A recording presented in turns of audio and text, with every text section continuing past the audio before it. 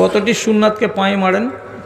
পালিয়ে তো যাবেন, পালাইবার ওয়াজ করে দিচ্ছে এবার 5 মিনিটে আপনি পালিয়ে যাবেন। সেটা কি? মাওলানা আফসারকে জিজ্ঞেস করবেন। রসুলুল্লাহর বেটির বিয়ে হয়েছে মসজিদে নববীতে, বরযাত্রী কয়টা? আবু বকর সিদ্দিক, হযরত উমর ফারুক এবং রসুলুল্লাহর মামু সাদ বিন আবি ওয়াক্কাস এবং রসুলুল্লাহর একটা গোলাম। আর ওই মজলিসে কে ছিলেন? তো হযরত আলী রাদিয়াল্লাহু তাআলা আনহু এবং আল্লাহ পাকের নবী। সবটিকে মিলিয়ে একটা হলো মেয়ের বাবা আর একটা হলো জামাই। দুটাকে বাদ দিতে গেলে মজলিসে 4টা লোক আছে। মসজিদে নববীতে আল্লাহ পাকের নবী মোহরের উল্লেখ না করেই নিজের বেটি ফাতেমা জান্নাতি মহিলাদের সর্দার বিয়ে পড়িয়ে দিলেন। একবারে বিয়ে পাক্কা হয়ে গেল। 4টা লোক, 80 বরযাত্রী, বিয়ে হয়ে গেল। মেয়েটা কেমন? জান্নাতি মহিলাদের সর্দার। ঠিক আছে, একটা হাদিস। আর 2 নম্বর হাদিস, রাবিয়া আসলামী একটা সাহাবী, তিনি বলছেন রসুল একদিন তাকে বলছেন, রাবিয়া 22 বছর বয়সের তরতাজা নওজওয়ান, দেখতে কত সুন্দর, চাঁদের মতো চেহারা, বিয়ে করবা আগে করবা না? তখন রাবিয়া বলছে, আপনার খিদমতের চাইতে ভালো কাজ আর কিছু নেই রসুল, বিয়ে টিয়ে বলিয়েন না তো। একদিন গেল, 2 দিন পরে আবার রসুল বলছেন, রাবিয়া আলা তাতাজাওয়াজু, বিবাহ করবে না করবে না? তখন রাবিয়া 2য় দিন বলছে, আল্লাহ রসুল বিয়ে যে করব তা আমার মতো গরিবকে কে বেটি দেবে? আমার তো বাড়ি নাই, আমার তো ঘর নাই, আমার তো জমি জমা নাই, আমি মসজিদে নববীর এক কোণে পড়ে পড়ে দিন কাটাই আর আপনার খেদমত করি, আমার মতো নিহাত্তাকে কে বেটি দেবে? তখন রসুল্লাহ বলছেন, তুমি বিয়ে করবে কি না বলো? বলছে, হ্যাঁ, যদি কেউ বেটি দেয় তো বিয়ে করব। রসুল বলছেন, চলে যাও উত্তরপাড়ার মাদ্রাসা থেকে 1 কিলোমিটার দূরে উমুক আনসারের বাড়িতে যাও, আর যে আমার সালামটা দাও, আর সালাম দেওয়ার পরে বলো রসুলুল্লাহ পাঠালেন আপনার বেটির সাথে আমার বিয়ে দিয়ে দেন। কত সোজা গো! গেল গেল, একদম সহি হাদিস বলছি, আল্লাহর কসম খেয়ে বলছি রে, জোকারি কোনো কথা নয়, আলকাপের কোনো কথা নয়, একেবারে সহি মুসলিম শরীফের হাদিস। এবার রাবিয়া আসলামী গেলেন, আর যাওয়ার পরে বলছেন, আপনাকে নবীজি সালাম দিয়েছেন, তারপরে কি বলেছেন? বলছে, আপনার বেটির সঙ্গে আমার বিয়ে দিয়ে দেন। লোকটা বলছে, ঠিকই নবী বলেছেন নাকি? বলছে, হ্যাঁ বলেছেন। মজলিসটা কি লাগলো, নিজের ভাইটাকে ডাকলো, বেটাটাকে ডাকলো, আর ডাকার পরে রাবিয়া আসলামীর গলিতে তক্ষুনি 10 মিনিটের ভেতরে বিয়ে পড়িয়ে দিল।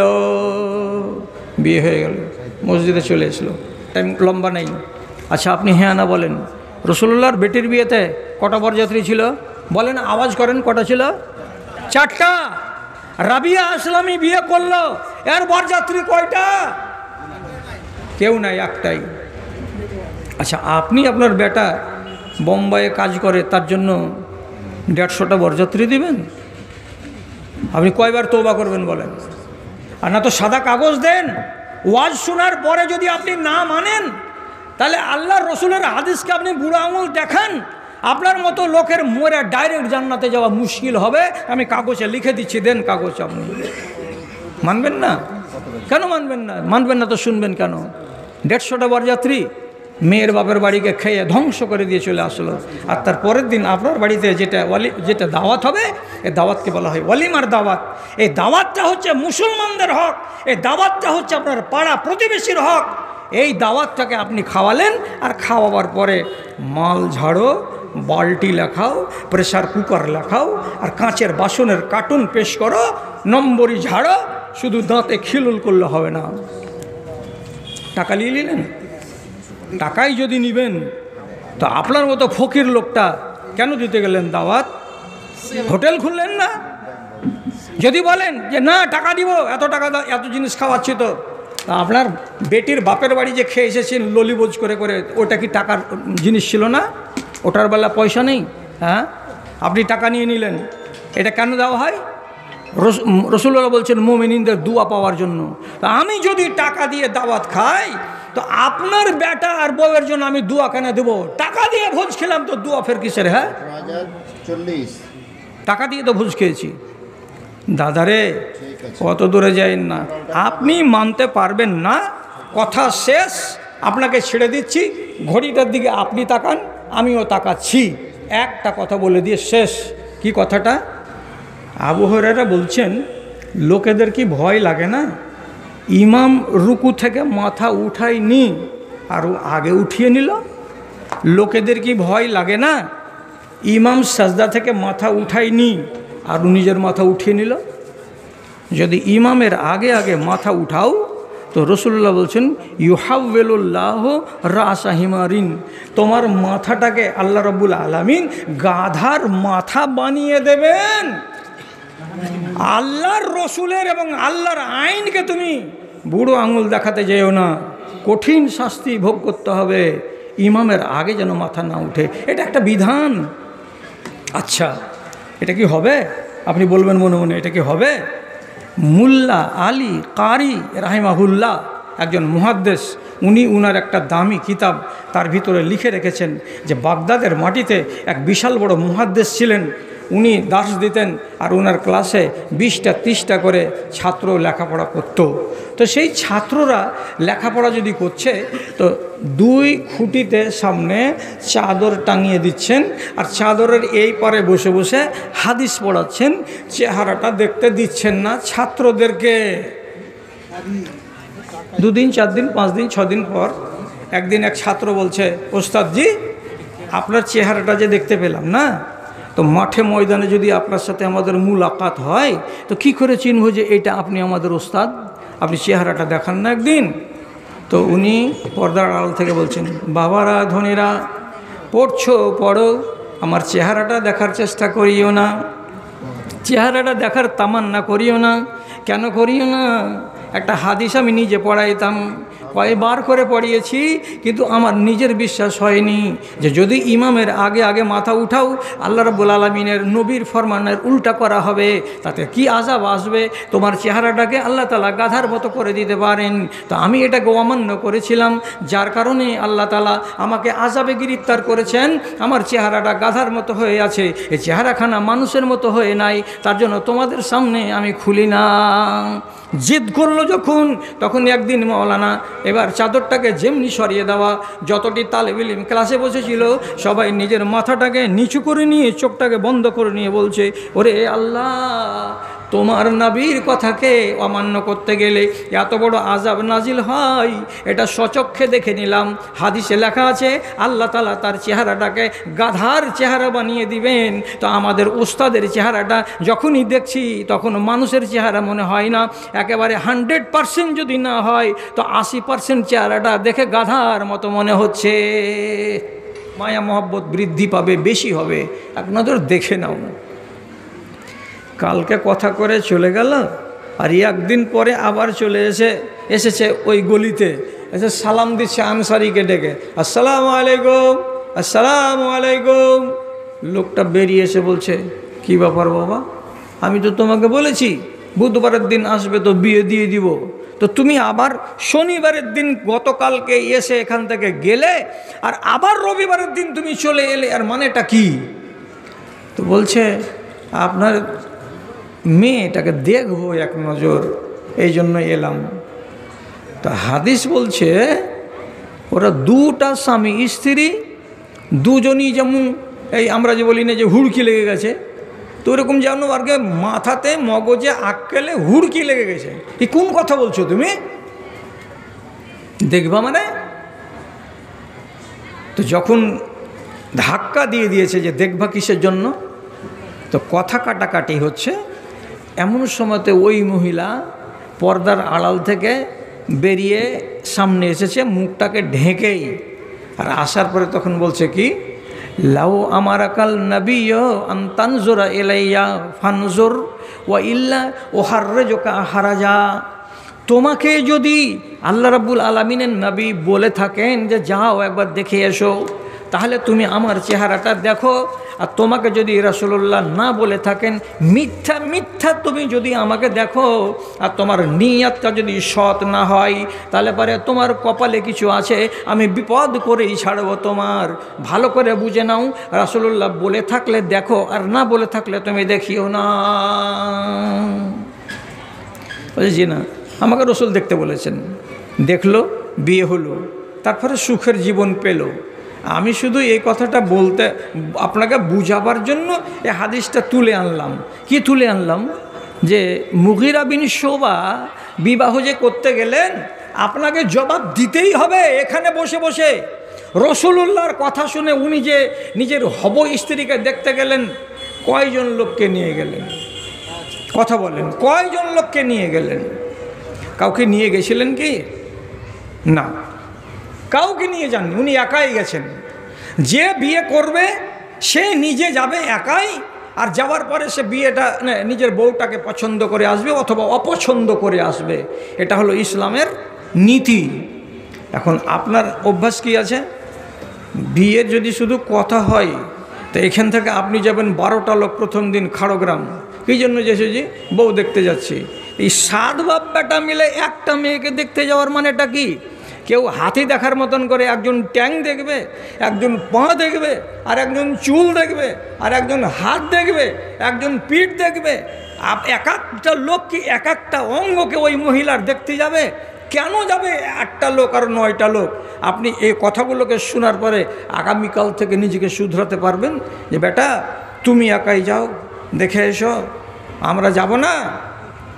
আপনি রাগ করিয়েন না, এই আলেমগুলোকে সাক্ষী করে আমি বলছি, আল্লাহ না করে এমন ঘটনা ঘটে, বাপকে পর্যন্ত নিয়ে যেতে পাওয়া যাবে না। আপনি বললেন ধে এইলা তোমরা ওয়াজ করছো নাকি? বাপ গেল তো কি হলো? আচ্ছা গেল তো কি হলো? বাপ কটা বিবাহ করতে পাবে? 4টা। এখন কটা আছে? ওই যে একটা। বউ দেখতে গেল বাপ বেটা, আর দেখার পরে বউটাকে দেখে বাপের মন ভিজে গেল, খুব ভালো লাগলো দেখতে। এখন বাড়ি এসে যদি বলে বউ কেমন রে, তো বাপ সরাসরি উত্তর দিয়ে বলছে এনামুল তুই এটাকে বাদ দিয়ে দে বেটা, তুই এটা বিয়ে করিস না। কি হবে তাহলে? বলছে এটাকে আমি বিয়ে করব। বাপ যদি পছন্দ করে বিয়ে করতে যায় তো ওকে বিয়ে করা মানা আছে? মানা নাই। তাহলে এই চয়েসটা যদি বাপের হয়ে যায়, অথবা অন্য আর একটা বন্ধুকে তুমি নিয়ে গেছিলে, ওই বন্ধুর যদি চয়েস হয়ে যায়, তো তোমাকে মাঝখানে মাইনাস করে দিতে কতটা টাইম লাগবে? বেশি টাইম লাগবে না। আমি গাইন না বলছি না, রতুয়া যাওয়ার রাস্তাতে ভালুকা বাজার থেকে যাবেন তো দুর্গাপুর বলে একটা স্ট্যান্ড পড়বে, আর দুর্গাপুর স্ট্যান্ড থেকে পূর্ব দিকে যেতে গেলে একটা গ্রাম পড়বে, গ্রামের নাম লুকিয়ে রাখলাম। গেছিল 3 বন্ধুকে নিয়ে পালসার গাড়ি, পাছাদিক চাঁড়া, বউ দেখতে। বউটু দেখেছে, দেখে টেকে পছন্দ হয়ে গেছে। এবার বউটার মোবাইল নাম্বার নিয়েছে, আর নেওয়ার পরে এই বন্ধুদের ভেতরে একজন সন্ধ্যাবেলায় ডাইরেক্ট ফোন লাগিয়ে দিয়েছে মেয়েটাকে, দিয়ে বলছে যে তুমি রোজিনা বলছো তো? বলছে হ্যাঁ রোজিনা বলছি। তো তোমাকে যে ছেলেটা দেখতে গেছিলো পছন্দ তো করেছে, তো তুমি ওকে কি দেখে পছন্দ করছো বলো তো? আমি ওর বন্ধু, আমিও দেখতে গেছিলাম। আমি তোমাকে বলছি আমার হার্ডওয়্যারের দোকান আছে অমুক জায়গাতে, এত বড় দোকান। তোমার যদি মিথ্যা প্রমাণ হয় তাহলে আমার মুখে জুতা মারিও, রতুয়া স্ট্যান্ডে আসবা, দেখতে পাবো যে আমি নিজে বসে আছি দোকানে। আমি এত কোটি টাকা, লাখ টাকার মালিক, আমার বাড়ি হলো 2 তলা। আমি এরকম তোমাকে সুখ দিতে পারবো, তুমি আমাকে হ্যাঁ বলো আর ওই ছেলেটাকে না বলো। 8 দিন পরে এই ছেলেটার সাথে লাইনঘাট হয়ে গেল, বিয়ে পাক্কা হয়ে গেল। আর যে দেখতে নিয়ে গেছিল বন্ধুকে যে আমার বউকে দেখে দে চল, এই চুলকাতে থেকে গেল। কত বড় বেকুফি হলো এটা! এই জন্য রসুলুল্লাহ আগে বলছেন এগুলা করিও না, সুন্নাত যেটা সেটার উপরে কায়েম থাকো। কি করলেন সুন্নাতের নামে? সুন্নাতের ভালোবাসাটা কোথায়? রসুলুল্লাহ বলছেন বেশি বেশি করে সালাম দাও, জান্নাতে যাও। রসুল্লাহ বলছেন গরিবকে খেতে দাও, অনাহারে থাকা মানুষকে রুজি রুটির ব্যবস্থা দাও, জান্নাতে যাও। রসুল্লাহ বলছেন ঢের রাতের বেলায় নমাজ পড়ো, 2 রাকাত 4 রাকাত যতটা পারবে পড়ো, আর আল্লাহ জান্নাতে যাও। এই 3টা কাজ করতে গেলে জান্নাত পাওয়া যায়। এই সালাম বেশি করো, সালাম বেশি করো, সালাম বেশি করো। আপনার জন্য নিয়ম করা আছে কি, আপনার বাড়িতে যদি আমি মুলাকাত করতে যাই তাহলে গেটের সামনে দাঁড়িয়ে আমাকে বলতে হবে আসসালামু আলাইকুম, আসসালামু আলাইকুম, জোর করে বলবে আসসালামু আলাইকুম। ভিতরে যদি লোক থাকে জবাব দিয়ে বলবে বাইরে লোক ডাকছে, তাড়াতাড়ি বেরিয়ে আসবে, আপনি কথা বলবেন। এটা হলো সুন্নাত, এটা কোরআনের নির্দেশ। আপনি সালামটাকে উঠিয়ে দিয়েছেন, যদি এই গ্রামে এমন থাকে আপনি ওকে সংশোধন করে দিবেন। কি সালামের বদলে যারা গুজরাতে খাটে আর দিল্লিতে খাটে আর পয়সা যাদের বেশি হয়ে গেছে এমন লোকেদের বাড়িতে দেখা যাবে গেটের কাছে কলিং বেল রাখা আছে, আপনি সালাম দিতে পাবেন না, এটা ছোট লোকের কাজ। কলিং বেলটাকে যখন এখানে টিপে দিবেন সাথে সাথে ঘরের ভেতরে টুনটুন টুনটুন করে গান বেজে উঠবে। কি আজব ধরনের গান, বাঁশরিয়া আব यही পুকারে আবল মা নদিয়াকে কিনারে নদিয়াকে কিনারে। যখন ভিতরে গান বাজলো ভিতরের লোক তখন বলছে কে ডাকছে রে? তো তোমাকে গান শোনাবার জন্য আল্লাহ রব্বুল আলামিনের নবী পাঠিয়েছেন দুনিয়াতে, যে দুনিয়ার লোককে গান শোনাও, সালামটাকে হজম করে দাও। সালামটা রসাতলে গেল কেন? কে আপনাকে এই সিস্টেমটা করতে বলল? রাগ করতে হবে না আপনাকে, আপনি ওয়াজ শুনবার জন্য এসেছেন, আপনি আলকাপ দেখতে আসেননি। দাদা আমার ভুল বলছি কি? এখনকার ধনী লোকের বাড়ি দেখেন, জানালাতে পর্দা, দামি দামি পর্দা, দরজার সামনে পর্দা, 1000 টাকা দামের পর্দা, মেন গেটের সামনে পর্দা, 2000 টাকা দামের পর্দা, এবং তার সোফার উপরে পর্দা, দামি দামি টাকা পয়সা দিয়ে পর্দা, ফ্রিজের উপরে পর্দা, এবং তার ওখানে যদি শোকেস থাকে তো শোকেসের উপরে পর্দা, যত আসবাবপত্র আছে সবাকে পর্দা পর্দা পর্দা পর্দা দিয়ে সবকে সাজিয়ে রেখেছে। ওই বাড়ি আমি গেলাম, আরও 2 জন লোক গেল, কেন? তো মেহমান হয়ে গেলাম। যখন আমরা আঙনাতে বসলাম তখন বাড়ির মালিক নিজের স্ত্রীকে ডেকে বলছে, আদরের মা এদিকে আই, চাটা বাড়িয়ে দে। স্ত্রী আদরের মা এলো কেটলি হাতে করে। আল্লাহর কসম, আদরের মার মুখটা খোলা, আদরের মার মাথাটাতে কাপড় নাই, আদরের মায়ের বুকের উপরে কোনো ওড়না চাপানো নাই। আফসোস হবে কি হবে না আপনি নিজে বলুন তো। যার উপরে পর্দাকে আল্লাহ রাব্বুল আলামিন ফরজ করেছেন সে পর্দার গর্দাকে উড়িয়ে দিয়ে ডাইরেক্ট হয়ে দাঁড়িয়ে আছে। আর যেগুলোর উপরে কাপড় চাপাবার নীতি নাই, যেগুলোতে কাপড় চাপাবার হুকুম নাই, সেগুলোর উপরে কাপড় চাপিয়ে আপনি রেখেছেন। আল্লাহ পাকের নবী বলছেন, ইনলাম উমার নাকসুল হিজারাত ওয়াত তিন। আমাকে রাসূলুল্লাহ বলছেন, আমাকে আল্লাহ রাব্বুল আলামিনের পক্ষ থেকে এটা নিষেধ করা হয়েছে যেন কোনো মাটিকে কাপড় না পরাই, যেন কোনো পাথরকে কাপড় না পরাই, যেন কোনো লোহাকে আমি কাপড় পরাতে না যাই। লোহার জন্য কাপড় নয়, পাথরের জন্য কাপড় নয়, মাটির জন্য কাপড় নয়। যার জন্য পর্দা সে হলো উলঙ্গ, আর যাদের জন্য পর্দা নয় তারা দেখুন সেজা কুজা বসে আছে। আল্লাহ হেফাজত করো তুমি আমাদের। এগুলো কি সুন্নাতের ভালোবাসা? যদি আল্লাহ তাআলা আপনাদের উপরে রহম করে তো একটা কথা শুধু বলে দিচ্ছি আপনাকে, যে 2টো রিওয়ায়েত আছে, একটা দুর্বল আর যেটা আমি বলছি এটা সহি। একটা সাহাবী, তার নাম হলো মাকাল বিন ইয়াসার, ধনী মানুষ, বেড়াতে গেছেন নিজের জমি জামাকে দেখতে দূর এলাকায়। তো ওই এলাকাতে কিছু চাষি লোক যারা ঘর গৃহস্থালি করে ওনার জমির পাশে পাশে, তো তারাও জমা হয়েছে যে এই দেখেন আমাদের প্রতিবেশী ধনী লোকটা মাকাল বিন ইয়াসার আমাদের এলাকাতে এসেছেন ফসল দেখতে, জমি দেখতে এবং নিজের হিসাব কিতাব মিলাতে। দুপুরের টাইম, খানা খাওয়ার টাইম হয়েছে, খানা নিয়ে বসেছেন। খানা খেতে খেতে একটা রুটির টুকরা এমনি করে সুরবাতে ডুবিয়েছেন, আর ডুবাবার পরে মুখে তুলে ধরবেন এমন সময় হাত থেকে লোকমাটা খসে জমিনে পড়ে গেল।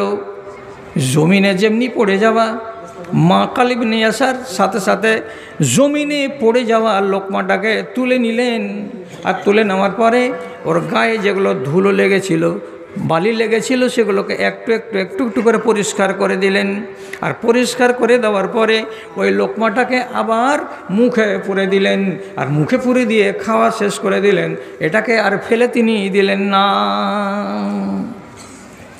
যখন পড়ে যাওয়া লোকমাকে উনি তুলে খেয়ে নিলেন, ফায়াতাগামাজুন আদ-দাহাকিন, ডানে বামে যতগুলো কৃষক ছিল, চাষারা ছিল, তারা তখন একজন আরেকজনকে চিমটি কেটে কেটে বলছে, কী ব্যাপার? হ্যাঁ, এত ধনী লোক, এত পয়সাওয়ালা লোক, একটা লোকমা পড়ে গেল, আর বাসনে অনেক খাবার আছে, এই খাবারগুলো খেলে তো যথেষ্ট, তো ওই পড়ে যাওয়া লোকমাটাকেও একবারে উঠিয়ে নিল। এটা কেমন স্বভাব লাগছে দেখে। তো একজন আরেকজনকে এমনি করে চিমটি কাটছে, একজন আরেকজনকে ইশারা করে টিটকারি মারছে যে পড়ে যাওয়া লোকমা কি আর কেউ খায়? তো কথাটা একজন খবর দিয়ে দিল কাকে? মাক্কাল বিন ইয়াসারকে কানে কানে, যে জনাব আপনার এই আচরণটা দেখে এই কৃষকগুলো, চাষিগুলো টোন কাটাকাটি করছে, এরা ঠাট্টা করছে, এটাকে বড় লোককে বলে, হাত থেকে পড়ে যাওয়া লোকমাকে তুলে খেয়ে নিল, এটা তো ঠিক করলো না।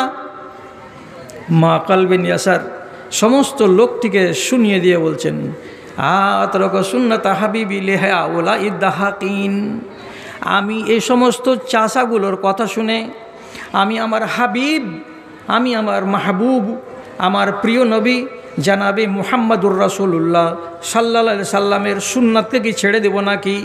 আমার কাছে আমার নবীর সুন্নাত হলো অধিক প্রিয়। আর এই দাহাকান মানে এই কৃষকগুলো যদি আমার উপরে নারাজ হয়ে যায় সবাই, আমার কিচ্ছু যায় আসে না। এই আমলটা করাতে যদি আমার নবীকে আমি খুশি করতে পারি তাহলে এটাই আমার সবচাইতে বড় পাওনা। এবং নবীজি এটাই বলেছেন যে তোমাদের হাত থেকে যদি লোকমা খসে পড়ে যায় তাহলে সেটাকে তোমরা পারো তো পরিষ্কার করো, আর করার পরে তোমরা সেটাকে খেয়ে নাও। কেন যে তোমরা জানো না ফাইন্না ফি আইয়ে তামে বারকা, কোনটা লোকমাতে কোনটা খানাতে বরকত ভরা আছে তোমার জানা নাই, আমার জানা নাই। অতএব রাসূলুল্লাহ বলেছেন সাফ করো আর করার পরে খেয়ে নাও। তোরা নারাজ হলি তোমার কি? আপনি এমন সিদ্ধান্ত নিতে পারবেন আপনার টোলাতে যেন কোনো পাপ না হয়, আর কোনো লোককে দেখে আপনি সাবধান করবেন যে তোমার দ্বারা এটা ভুল হচ্ছে, এই পাপ যেন তোমার দ্বারাই না হয় তার জন্য আমি তোমাকে সংশোধন করছি। হায় আল্লাহ, পাপ আমাকে গ্রাস করিবে, পাপ আমাকে গ্রাস করিবে, আমি হব নরকবাসী। তবে কেন সুপথ ছেড়ে কুপথ ভালোবাসি, আমি কুপথ ভালোবাসি। বাহিরখানা মানুষ আমার, বাহিরখানা মানুষ আমার, ভিতর মানুষ নয়। আমার মতো পাপী যেন কেহ নাহি হয়, জানি না জীবনে আমার জয় হলো না ক্ষয়। সুন্নাতকে ভালোবাসেন দাদা, আমি আপনাকে কতদূর কি বলবো। আপনারা মুহাব্বতের সাথে বসে আছেন তো বড্ড ভালো লাগছে। 10 জন লোক রাসূলুল্লাহ পাঠিয়েছিলেন সাহাবি জাসুসি করার জন্য মক্কার দিকে। একটা জায়গার নাম হলো ওসফান। ওসফানের কাছে যখন ওনারা পৌঁছিলেন তখন চারিদিক থেকে 200 জন তীরান্দাজ যাদের হাতে ধনুক আছে তাদেরকে ঘিরে নিল, আর নেওয়ার পরে বলছে সারেন্ডার হও আর না হলে তীর চলবে। সাহাবিরা সারেন্ডার হলেন না, তীর চালিয়ে চালিয়ে 7 জনকে মার্ডার করে দিল, 3 জন বাকি থাকলো। 3 জনকে এরা বলল তোমাদেরকে মারবো না, কথা দিচ্ছি, পাহাড় থেকে নিচে নেমে এসো। এরা তখন আল্লাহর উপরে ভরসা করে নিচে নেমে এলো। 3 জন যখন নিচে নেমে এলো তখন এরা নিজেদের ধনুকের সুতাকে খুলে উল্টা করে হাতগুলোকে বেঁধে দিল, আর দেওয়ার পরে বাড়ির দিকে নিয়ে যাচ্ছে। তো নিয়ে যেতে গিয়ে একটা লোক তার ভিতরে বলে বসলো, হাজা আউয়ালু গাদারিন গোদেরা ফিল ইসলাম। এই লোকগুলো চরম বিশ্বাসঘাতকতা করলো আমাদের সাথে, যে আমাদেরকে তারা বাঁধবে না, অথচ তারা আমাদেরকে বেঁধে দিল। এই রাগে ওকে মেরে দিল। বাঁচলো কটা? 2টা। 2 জনকে মক্কার বাজারে বিক্রি করে দিল, গোলাম। যা, জিন্দেগির মতো তোরা গোলাম হয়ে গেলি, স্বাধীন মানুষ। এদের ভেতরে একটা লোক ছিল, তার নাম খুবাইব। একে কিনে নিল কে? হারেসের 2 বেটা। কেন কিনে নিল? বলছে এই লোকটাই বদর যুদ্ধের দিন আমার বাবা হারেসকে কতল করেছে, জবে করেছে, সুতরাং আমার বাপের রুহটা পেঁচার রূপ ধরে ডালে ডালে ডালে ডালে দৌড়ে বেড়াচ্ছে, আর রাতের বেলায় হুপ হুপ হুপ হুপ করে ডেকে বেড়াচ্ছে। যতক্ষণ পর্যন্ত একে না মারতে পারবো বদলাতে, ততক্ষণ পর্যন্ত আমার বাপের রুহ শান্তি পাবে না। এই জন্য তাকে কিনে নিয়েছি, একে আমরা শুলিতে চড়াবো। খোবাইবকে শুলিতে চড়াবে, বাড়িতে রেখে দিয়ে ওরা গেছে হারাম শরীফের বাইরে শুলি বানাতে। শুলি বানাতে গেলে এদিকে একটা পিলার লাগবে, এদিকে একটা পিলার লাগবে, মাঝখানে কোনো সুতা টুতা বাঁধতে হবে, লোকটাকে ওতে উঠাতে হবে, এগুলো তো বাঁধাবাঁধি করা দরকার। তো এরা চলে গেছে শুলি কাষ্ঠ বানাবার জন্য হারাম শরীফের বাইরে। আর এই বাড়িতে একটা মেয়ে ছেলে ছিল, হারেসদের বিবি হোক অথবা বোন হোক, ওকে তখন খোবাইব বলছে, দিদি একটা নাই, বেলেট নাই, একটা খুর পাওয়া যাবে না বাড়িতে, খুর দিবে না? তো বলছে, কি এমন কথা গো, তুমি আজব মানুষ, মরবার টাইম হলো, আমার ভাইয়েরা আসছে, এসে তোমাকে নিয়ে যাবে 11টার সময়, আর এখন তুমি খুর চাইছো, এর ব্যাপারটা কি? কিন্তু এই বেচারি গায়ের মুসলিমের বেটি তখনকার মতো হতে গেলেও এ বলছে যে খোবাবের মতন নেক মানুষ চোখে দেখিনি, আমার ভাইয়েরা ওকে দানা পানি খেতে দেয়নি, কিন্তু আমি যখনই আসতাম লোকটাকে ওর কামরাতে দেখতে, তো দেখতাম যে ওর চোখের সামনে আঙ্গুরের গুচ্ছা ঝুলছে, আর ওখান থেকে পেড়ে পেড়ে ওখানা খাচ্ছে, কে যে ঝুলিয়ে দিয়ে যাচ্ছে তো তা আমি বলতে পারবো না, কিন্তু আমি নিজের চোখে দেখেছি। এবার মেয়ে ছেলেকে বলল যে একটা খুর পাবো না? বেটি ছেলেটা বাড়ির ভেতর থেকে একখানা খুর এনে দিল। কি করবা ভাই তুমি খুরখানা? তখন খোবাইব বলছেন, আমার মরার টাইম হয়ে গেছে, আমি মরবার কালে আল্লাহর রসুলের সুন্নাতের উপরে মরতে চাই, আল্লাহর বিধানকে বুকে আঁকড়ে ধরে আমি মরতে চাই, আমি সুন্নাতের বাইরে মরণ চাই না। তো কি হয়েছে, তো যেখানে যেখানে খুর ব্যবহার করতে হয় সেই জায়গার চুলগুলো বড় বড় হয়ে আছে, তো আমি যদি চুলগুলোকে বড় বড় রেখে দিয়ে মরি তাহলে আমি রসুলের সুন্নাতের উল্টো করে আমি মারা গেলাম, তার জন্য তোমার কাছে খুরখানা চেয়ে নিলাম, যেখানে যেখানে আমাকে খুর ব্যবহার করতে হবে, অর্থাৎ যদি যৌনাঙ্গের চুলকে কেটে পরিষ্কার করতে হয় এটাও হলো সুন্নাত, যদি আমার মোজগুলোকে কেটে ছোট করতে হয় এটাও হলো সুন্নাত, যদি বগলের চুলগুলোকে কেটে ছোট করতে হয় এটাও হলো আমার সুন্নাত, এই জন্য আমি তোমার কাছে খুরখানা চেয়ে নিলাম।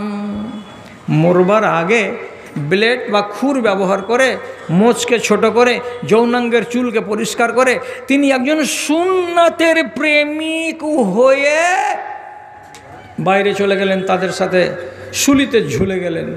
শুলিতে ঝুলার কালে তিনি 2 রাকাত নমাজ পড়েছিলেন, আর নমাজ পড়ার পরে গলাতে ফাঁস লাগা অবস্থাতে তিনি একটা দোয়া পড়েছিলেন। কথাটার দিকে খেয়াল করবেন, ইমান কালাগুলোকে আপনি টালি করবেন আর মিলাবেন। তিনি দোয়া কি বলছেন, আল্লাহুম্মা হাসিহিম আদাদা ওয়াক্তুলহুম বাদাদা ওয়ালা তাবকি আদান ফিল আরজি আবাদা। আয় আল্লাহ, যতটি লোক আমাকে শুলি দেওয়ার জন্য এসেছে, আয় আল্লাহ তুমি এদেরকে গুনে গুনে রাখো, এবং এই আল্লাহ তুমি এদেরকে হিসাব চুকিয়ে নিও, এবং যেমন করে এদেরকে সাবাড় করতে হয় তেমন করে তুমি সাবাড় করে দিও।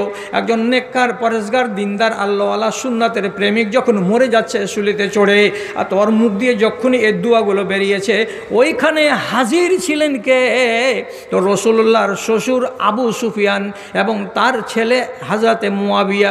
তখন ওরা ইমান আনেনি, তারা মুসলমান হয়নি। আবু সুফিয়ান দুশমনকে মারার জন্য আনন্দ নিবে বলে এ দৃশ্য দেখার জন্য হাজির হয়েছে, কিন্তু একটা মুসলমান মানুষের মুখ থেকে যে দুয়ারটা বেরিয়ে যাচ্ছে, আবু সুফিয়ান তখন কাফের হতে গেলেও তার হৃদয়ের ভেতরে এতটুকু ইমান পাক্কা হয়ে আছে যে মুসলমানেরা এবং মুসলমানদের নেতা নাবি যদি কোনো দোয়া বলে দেয় তো দোয়াটা লাগতে দেরি হয় না। তখন সে কী করলো, ফালাব্বাদা ইবনাহু বিল আরজে, সঙ্গে সঙ্গে হযরতে মুয়াবিয়ার মতো 14 বছরের ছেলেটাকে ঘাড়খানাকে ধরে সঙ্গে সঙ্গে জমিনে শুতিয়ে দিয়েছে। দেওয়ার পরে বলছে, বেটা জমিনে শুয়ে যা, বেটা জমিনে শুয়ে যা। শুয়ে যদি যায় কোনো মানুষ তখন দোয়াটা তাকে লাগবে না, উপর দিকে দিয়ে উড়ে উড়ে চলে যাবে, আর তুইও বেঁচে যাবি, তো এর দোয়া তোকে লাগবে না। বেদিনের ইমান কত তাজা যে দোয়া তোকে না লাগে, জমিনে পড়ে যা। জমিনে পড়ে গেছে যে আবু সুফিয়ানের আকীদা অনুযায়ী তুমি এই লোকটার দোয়া থেকে নিজেকে বাঁচিয়ে নিতে পারলে। আল্লাহ জি, এরা বেদিন, আর এই বেদিনগুলোকে যে এরা যে শুলি দিতে নিয়ে গেছে হযরতে খুবাইবকে, তো মক্কার হারাম শরীফের এলাকার বাইরে নিয়ে গেছে শুলি দিতে। আপনারা কেউ বলেন না ওর বাড়ির পাশে যদি শুলি দিত তো অসুবিধাটা কী ছিল? কি অসুবিধা ছিল? ওর গলিতে যদি শুলি দিয়ে দিত তো কি অসুবিধা ছিল? ওরা বেদিন হতে গেল, বুনিয়াদি কিছু তাদের ইমান ছিল কি, কাবার ভিতরে যেগুলো হারাম শরীফের এলাকা, এখানে কোনো পাখি মারা যাবে না, শিকার ধরা যাবে না, কোনো গাছ কাটা যাবে না, কোনো মানুষকে মারা যাবে না। অথচ তারা মুসলমান নয়। এই জন্য লোকটাকে যে মারবে সুলিতে, তা হারাম শরীফের সম্মান করে হারামের বাইরে নিয়ে গিয়ে তাকে সুলি দিতে নিয়ে গেল। আহারে, তাদের মতো লোকগুলোর কাছ থেকে কি আমাদেরকে শিক্ষা নিতে হবে যে ওদের ইমান কেমন আর আমাদের ইমানগুলো কেমন? ধর্ম ভেঙে মর্ম পীড়াই, ধর্ম ভেঙে মর্ম পীড়াই, ভুগবে তুমি মনে রেখো, আসছে মরণ করতে সবার পিছন ফিরে ওই দেখো, শখের বাজার সামটি এনে দিন ফুরায় রাত এলো, এদেশে ছেড়ে সে দেশে যেতে কি নিয়েছো তাই বলো, কি নিয়েছো তাই বলো। সুন্নাতকে যদি হেফাজত করেন, আপনার ভালোবাসা দুনিয়াতে বেড়ে যাবে, বেড়ে যাবে। আর আপনার সুন্নাতকে দেখে এটাকে যদি অন্য লোক ধারণ করে, তা আপনি একটা নেকের জারিয়া করে নিতে পারবেন। সুন্নাতকে যারা ভালোবাসে, আমি লম্বা করব না, আপনাকে তাড়াতাড়ি ছেড়ে দেবো, আপনারা উঠিয়েন না আর, আল্লাহর কসম লাগে। একটা কথা শুনেন, মক্কার 7 বছরের জীবন কাটিয়ে দেওয়ার পর নিজের স্ত্রী খাদিজাকে রসুল হারিয়ে দিলেন এবং আবু তালেবের মতো চাচাকে হারিয়ে দিয়ে একেবারে তিনি নিঃসঙ্গ হয়ে গেলেন। ইমানদারের সংখ্যা বাড়ে না। মনের দুঃখে ফয়সালা করলেন তায়েফ যাব, আর যে ওখানকার লোককে যদি ইমানদার বানাতে পারি। গেলেন তায়েফে। একটা বড় গোত্রের 3 জন লোককে বৈঠকে বসিয়ে তিনি প্রথম কথা বলতে লাগলেন। একজনের নাম হলো আব্দে ইয়ালিল, একজনের নাম লেখা আছে হাবিব, আর একজনের নাম লেখা আছে মাসউদ। এরা সাকিফ গোত্রের লোক। বললেন নিজের কথা যে আমি নবী, তোমরা আমাকে মানো, তাহলে তোমাদের কল্যাণ হবে। কথাটা যেমনি বলা, যেটা ওদের বড় আব্দে ইয়ালিল যার নাম, ও তখন বলছে লাউকানা জালেকা লাইয়ামরত গিলাফাল কাবাতে, তুমি যদি সত্যিকারী নবী হও, তাহলে আমি কসম খেয়ে বলছি আজকেই যাব মক্কা, আর যাওয়ার পরে কাবার গিলাফকে ছিঁড়ে ফেলে দেব, বেইজ্জত করে নামিয়ে দেব কাবা থেকে। এর মানে এটা কি? তোমার মতো লোকটাকে নবী বলে মানা যাবে না। কে তোমাকে নবী বলল? হরগিজ তোমাকে নবী মানা যাবে না। রাসূলুল্লাহ দেখলেন এরা মানবে না, তখন বললেন যে দেখেন, আমি অন্য বাড়িতে যাব, আপনারা নিষেধ করিয়েন না, এগুলো কথা বলিয়েন না কাউকে। এ বাড়ি গেল, ও বাড়ি গেল, ও বাড়ি গেল। 3 দিন রাসূলুল্লাহ ওখানে থাকলেন। তখন এরা দেখলো, রে আমরা তো চালাক, আমরা মানিনি, কিন্তু গাঁ ঘরে তো অন্য খেপা পাগল লোক থাকতে পারে, এ লোকটার কথা তো পড়ে যেতে পারে। এক কাজ কর, একে গ্রাম ছাড়া কর। তো গ্রাম ছাড়া করতে হবে। তো গ্রাম ছাড়া করতে গেলে কি করতে হবে? আব্দে ইয়ালিল নিজের হাতে পাথর উঠিয়ে আর 20-30 জন ছেলেকে পিছন দিকে এনে একদম হুররা দিয়ে দিল, দিয়ে বলছে মার একে, লাগা পাথর, চালা পাথর, পাথর মেরে মেরে মেরে মেরে ওকে দেশ থেকে বিতাড়িত করে দে, গ্রাম থেকে বিতাড়িত করে দে। রাসূলুল্লাহর উপরে পাথর পড়তে লাগলো। কতটি পাথর পড়লো বলতে পারবো না, কিন্তু এইটুকু পাওয়া যাচ্ছে হাদিসের ভিতরে, জারাবু হজারবান হাত্তা আদমহ, এত করে মেরেছিল তারা। রাসূলুল্লাহর গায়ে যেখান সেখান ফুটে গিয়ে রক্ত বেরিয়ে গেছিল। একজন ঐতিহাসিক বলছেন তারা পাথর মারতে মারতে মারতে মারতে তাড়তে তাড়তে তাড়তে তাড়তে রাসূলুল্লাহকে 5 কিলোমিটার পর্যন্ত ধাওয়া করেছে। মার মার মার মার মার করে 5 কিলোমিটার তায়েফের বাইরে নিয়ে এসেছে, তারপরে বাড়ি ফিরে গেছে। রাসূলুল্লাহ সাল্লাল্লাহু আলাইহি সাল্লাম বিধ্বস্ত এবং মার খেয়েছেন, যন্ত্রণা আছে শরীরে, সাথে আছে গোলাম। উনি একটা বাগানে গিয়ে বসলেন। বাগানটা কার? মক্কার মালিকের, নাম ওতবা আর শাইবা। এরাও রসুলের দুশমন, কিন্তু এরা দুজন দূর থেকে দেখে বলছে নিজের চাকরকে, রে কিছুই হোক মানুষ কিনা, মারও খেয়েছে আর বিধ্বস্ত হয়েছে, আর যেখান সেখান দিয়ে রক্তও ঝরছে, তো লোকটার পেটে জ্বালা আছে রে। মানুষ যদি পেটে খাবার খায় তো জ্বালা অনেক কমে যায়, আর মানুষ যদি ঘুমিয়ে যায় তাহলে অনেক জ্বালা কমে যায়। তো লোকটাকে খেতে দে, তো রে দুটা দানা তো কিছু খাক, কমসে কম ব্যথাগুলো তো কমবে। তো এই দেশে ফের কি আছে, কোনো খালা যদি রাগ করে স্বামীটার উপরে তো সারা রাত খাবে না। আরে 14 আনার বেটি, না খেয়ে থাকলে তো, পেটে খিদা থাকলে তো আরও যন্ত্রণা বাড়বে, দুশ্চিন্তা বাড়বে। খেয়ে নিতে গেলে পেট শান্তি তো জগৎ শান্তি। তারপরে স্বামীর সাথে সোলা সমঝোতা হবে নাহি না হবে পরে দেখা যাবে। রসুল্লাহর কাছে এতটি আঙ্গুর দিয়ে পাঠাচ্ছে, ওদের চাকরকে দিয়ে, আর দিয়ে বলছে যা তো ওই লোকটাকে দেগা, ওরা দুজন বসে বসে খাবে তো মনটা হালকা হবে। চাকরটা কিন্তু খ্রিস্টান, মনে রাখবেন, চাকরটা খ্রিস্টান। এবার ওর কাছে গেল, আর যাওয়ার পরে আঙ্গুরটিকে রাখলো, আর রাখার পরে বলছে এ আরবি, খেজুরটি খাও, আঙ্গুরটি খাও, খাও খাও খাও, শরীরে শক্তি পাবে, খাও।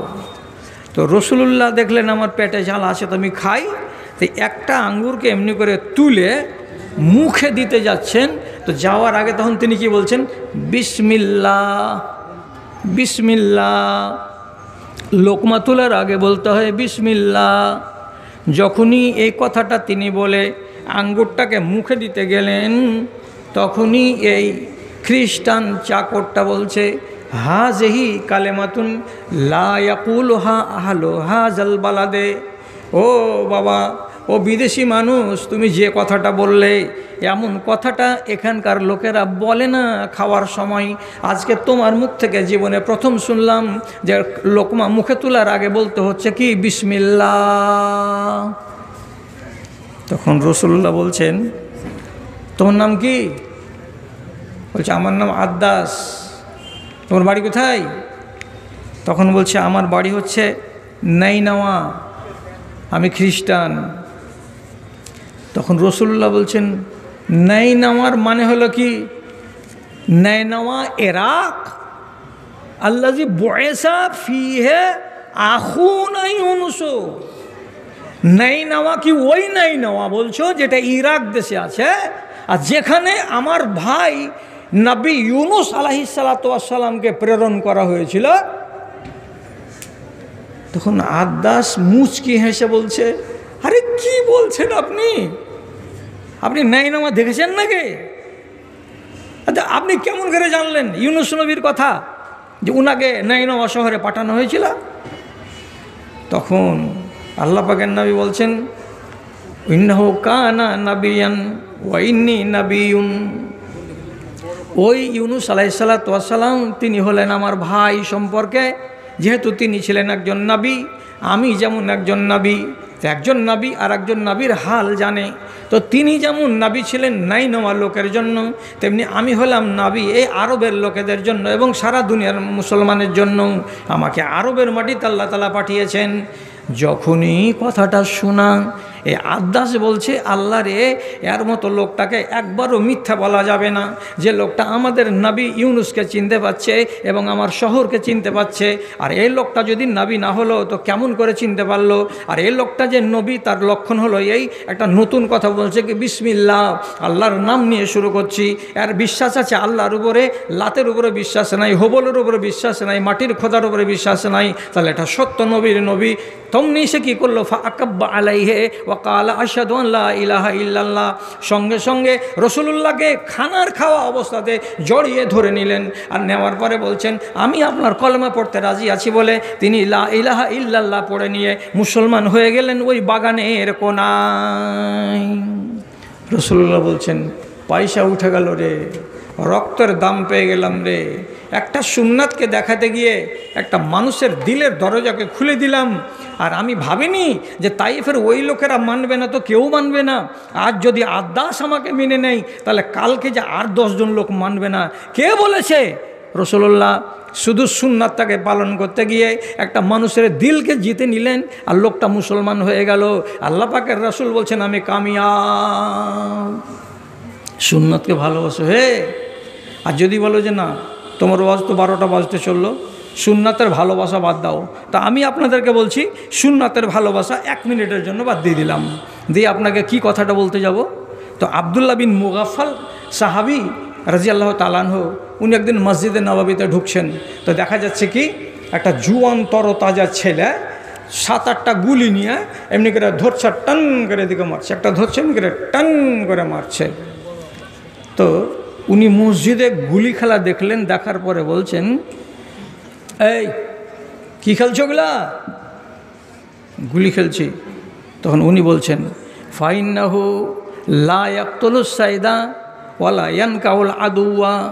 এই যে গুলি খেলাটা তুমি খেলছো, এর দ্বারাই কোনো শিকারকে ধরা যায় না, এর দ্বারাই কোনো দুশ্মনকে মারা যাবে না। ইন্নাহু ইয়াকফাউল আয়না ওয়া ইউকসিরুল আজমা। যদি হয় তো মানুষের চোখ কানা হয়ে যায়, আর যদি হয় তো কোনো মানুষকে যদি জোরে লাগে তো তার হাড় ভেঙে যায়। তাহলে দুশ্মনকে কাবু করা যাবে না এবং কোনো শিকারীকে আঘাত দিয়ে তাকে ধরাও যাবে না। তাহলে ফালতু কাজটা তুমি কেন করছো মসজিদের ভেতরে? আমি নিজে শুনেছি নবী করিম সাল্লাল্লাহু আলাইহি সাল্লামের মুখ থেকে, কেউ যেন তোমরা আঙুলে গুটি মেরে খেলাগুলো না খেলো।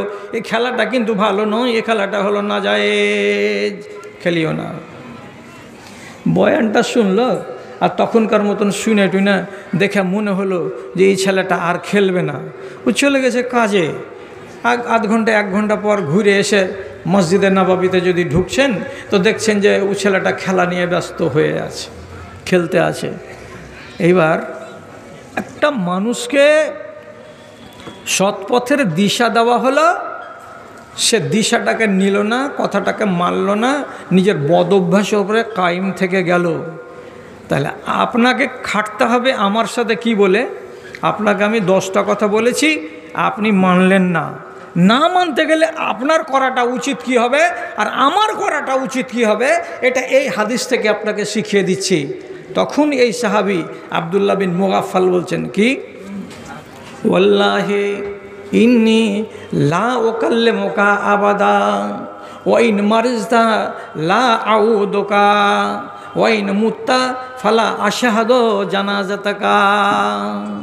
3টা কথা, পালায়েন না, হয়ে গেছে শেষ তো, আমি তো শেষ করে দেবো, তো আপনাকে কষ্ট দেব না। 3টা কথা কি বলছেন? আমি কসম খেয়ে বলছি, আজ থেকে তোমার মতো ছেলেটার সঙ্গে দেখা হলে কথা বলবো না।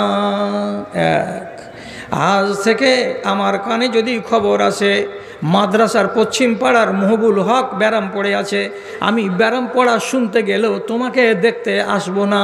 অথচ একটা রুগীকে দেখতে গেলে অনেক সওয়াব আছে, যেন জান্নাতের পথে মানুষটা হাঁটে। এত নেকি হতে গেলেও তোমার মতো লোকটাকে ব্যারাম পড়তে গেলে আমি দেখতে যাব না। 3 নম্বরে কথা বলছেন, আমার মরার আগে যদি তোমার মরার খবর হয়ে যায় তো কসম দিয়ে বলছি তোমার জানাজায় হাজির হব না। কি হলো? মৌলভী আফসার আপনাদের আলেম, আমার ফের কে? ওকে জিজ্ঞেস করবেন যে যদি এটা জাল কথা হয় তাহলে আমি ফোনে ফোনে ভুল স্বীকার করে নিয়ে ঘুরিয়ে নিব কথাটা। একেবারে সহি হাদিস আপনাকে বলছি। আপনি যদি মন্দ কথাকে জেনে নেওয়ার পর যদি দূরে সরে না আসেন তাহলে কোনো আলেম আপনার জানাজাতে যেন না যায়। যাবে কেন জানা যায়? আপনি তো মদখোর, মদ খেতে খেতে মরে গেলেন। আপনি তো সুদখোর, সুদ খেতে খেতে মরে গেলেন। আপনি তো বেনমাজ, বেনমাজির জানাজাতে যাব কিসের জন্য?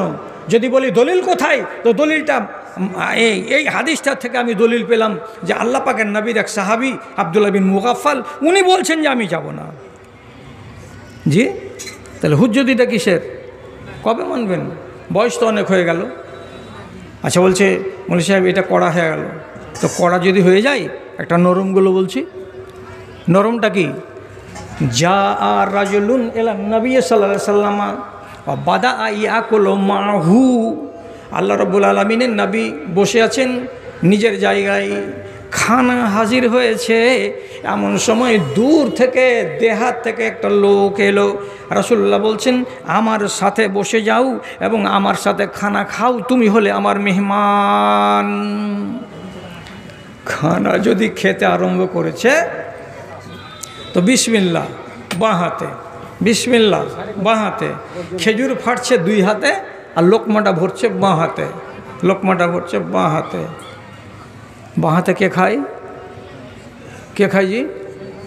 ফাইন্না শয়তান ইয়াকুলু বিশিমালিহি। শয়তান বাম হাতে খায়। আর একটা মুসলমান নামাজ পড়া লোক সে যদি বাম হাতে খায় তো শয়তানের ভয় হয় না? হয় না? আপনি নিজে চিন্তা করুন।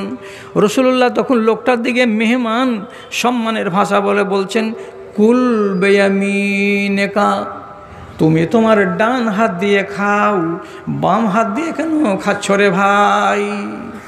তো লোকটা তখন আমার মনে হয় শেরশাবাদ বংশেরই লোক ছিল না কি, যে আল্লাহ জানি না, এত কেন হেনঠার, এত কেন কড়া। ও জবাব দিয়ে বলছে, লা আস্তাতিও, বাম হাতেই খাচ্ছি, এ হাতেই খাবো, ডান হাতে খেতে পারবো না। খেতে দাও তো ভালো, না খেতে দাও তাও ভালো, ডান হাতে খাবো না, বাম হাতেই খাবো। তো বলছে লা আস্তাতিও, আমি ডান হাতে খেতে পারবো না। তো ডান হাতখান ভালো আছে তো খেতে পারবে না। ও যদি বলে যে ডান হাতে অসুখ আছে, আল্লাহ রসুল আমার ডান হাত ব্যথা করে, আমি উঠাতে পারি না, তাহলে তো ওজুর আছে, হ্যাঁ। আর ডান হাত ভালো আছে স্বাভাবিক, আর বলছে আমি খাবো না, ডান হাতে খেতে পারবো না। রসুল্লাহ হাতের দিকে দেখলেন, আর দেখার পরে সাথে সাথে বলেছেন, তুমি আল্লাহর একটা বিধানকে অগ্রাহ্য করো, তুমি আল্লাহর আমার একটা সুন্নাতকে বুড়ো আঙুল দেখাও, তাহলে তোমাকে কেরামতিটা দেখিয়ে দিচ্ছে। এবার কি, ফাইন্নাক আল্লাহ তাস্তাতিও, তুমি যখন বলছো যে আমি খেতে পারবো না, তখন আমি নবী বলছি তুমি খেতে পারবে না, তুমি খেতে পারবে না। এই কথাটা বলে দিলেন, দিয়ে ছেড়ে দিলেন। এই খ্যাপা তো বুঝতে পারলো না যে কথাটার মানে কি। বাড়ি যাওয়ার পরে কোনো এক সময় খানা খেতে যদি বসেছে, ডান হাতের লোকমা ধরে যদি মুখের দিকে আনছে, তো হাতখানা 8 ইঞ্চি দূরে থেকে যাচ্ছে, মুখ পর্যন্ত যায় না। ফাইন্নাহু লা ইয়াবলুগু ইলা ফাহু, ডাহিন হাতখানাকে আর মুখ পর্যন্ত আনতে পারছে না। যতদিন বেঁচে থাকলো ডান হাতখানাকে নিজের মুখ পর্যন্ত নিয়ে যেতে পারলো না। আর মানেটা কি, আল্লাহ পাকের নবীর একটা কানুনকে, একটা সুন্নাতকে বুড়ো আঙুল দেখিয়েছিল, হুজ্জতি করেছিল। এই জন্য রসুল্লাহ তাকে দোয়া দিয়েছিলেন, কি বলে, বদদোয়া, যে তোমার হাতখানা মুখ পর্যন্ত যাবে না। আর এটাই ঘটে গেল, যতদিন বাঁচলো ততদিন ডান হাতখানাকে মুখ পর্যন্ত নিয়ে যেতে পারল না। আপনি এবার বলেন।